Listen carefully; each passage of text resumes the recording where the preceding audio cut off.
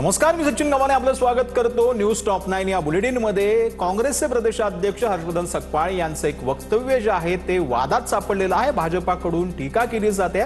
आज आंदोलन देखील करण्यात आलेलं आहे। त्याच संदर्भातल्या टॉप 9 बातम्या पाहूया।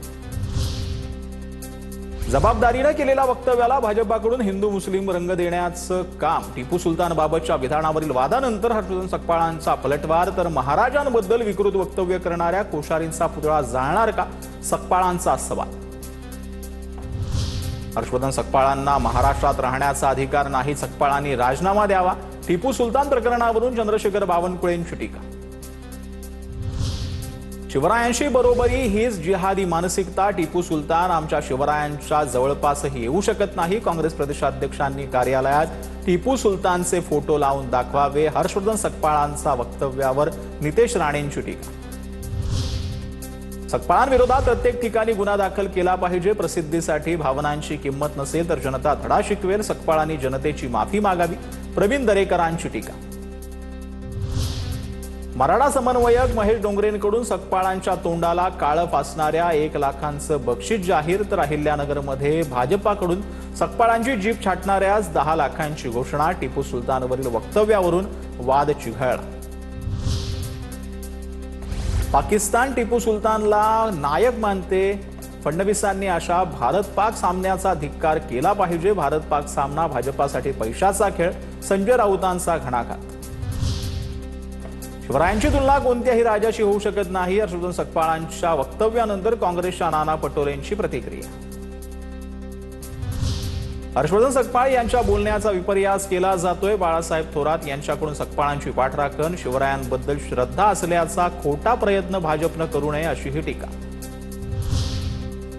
तर शिवरायांची टिपू सुलतानशी तुलना करणं निंदनीय। मनसेचं ट्विट। हर्षवर्धन सकपाळांनी जाहीर माफी मागावी अशीही मागणी।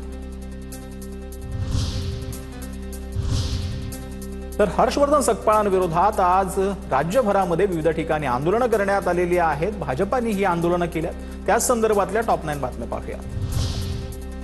पुण्यात काँग्रेस भवनासमोर मोठा तणाव। सकपाळांच्या वक्तव्यानंतर भाजप आणि काँग्रेस कार्यकर्ते आमने सामने। आंदोलनादरम्यान दगडफेक। काँग्रेस कार्यकर्ता जखमी। आंदोलनाच्या वेळी भाजप आणि काँग्रेसच्या कार्यकर्त्यांकडून एकामेकांवर दगडफेक। दोन्ही बाजूच्या कार्यकर्त्यांविरोधात गुन्हा दाखल।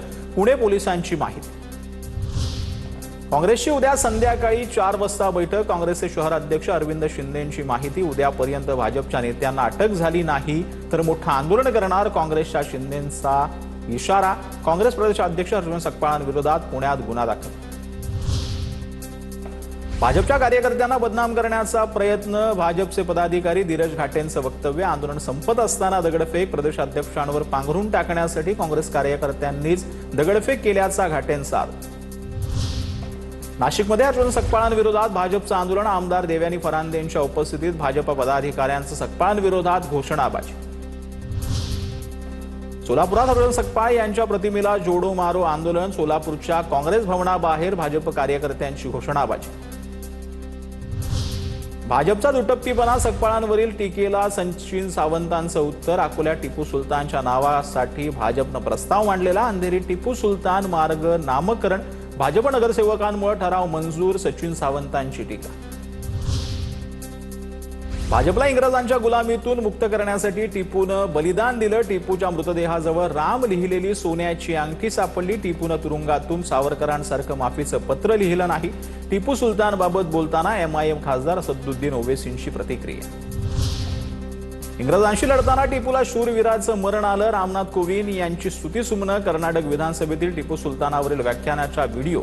महाराष्ट्र काँग्रेसकडून ट्विट। भाजपच्या स्वार्थी राजकारणाला बळी पडू नका, काँग्रेस ट्विटरद्वारे आवाहन करते। जळगावात भाजपने काँग्रेस प्रदेशाध्यक्ष हर्षवर्धन सकपाळांची प्रतिकात्मक अंत्ययात्रा काढत निषेध व्यक्त केलेला आहे। भाजपचे आमदार सुरेश भोळे यांच्यासह पदाधिकारी आणि कार्यकर्त्यांच्या उपस्थितीमध्ये हे आंदोलन करण्यात आले।